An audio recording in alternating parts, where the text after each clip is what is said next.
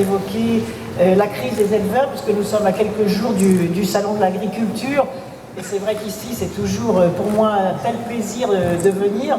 Ça me rappelle en plus de tellement bons souvenirs, puisqu'à l'une des toutes premières visites, lorsque j'avais été élu en 88, député du sud de Sèvres, c'était la visite justement de l'association des éleveurs de la race partenaise. Et ensuite, nous avions créé le centre de référence au lycée agricole de Melle, qui est toujours là. Et je sais, puisqu'on avait un petit aparté à l'instant pour dire que cette race extraordinaire aussi arrive à résister à la crise, c'est-à-dire que aussi la qualité, le travail des éleveurs au long cours, ces générations qui se sont engagées dans ce travail de qualité, eh bien ça permet aussi de résister à la crise, même si cette crise est très très profonde, cruelle même. Le gouvernement vient de décider un certain nombre de mesures d'allègement de charges. Il a l'intention d'aller plus loin.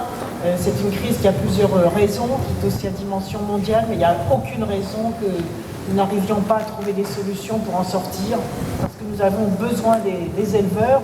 On le voit bien évidemment dans cette région et dans ce territoire, parce que c'est aussi ce qui façonne nos identités de toujours. Je salue également monsieur le préfet d'être présent et qui est très, très attentif, en effet, à l'ensemble des actions que vous pourrez porter sur la question du combat pour l'emploi et la question de la vitalité des territoires ruraux. Je salue l'ensemble des parlementaires présents, monsieur le président de ces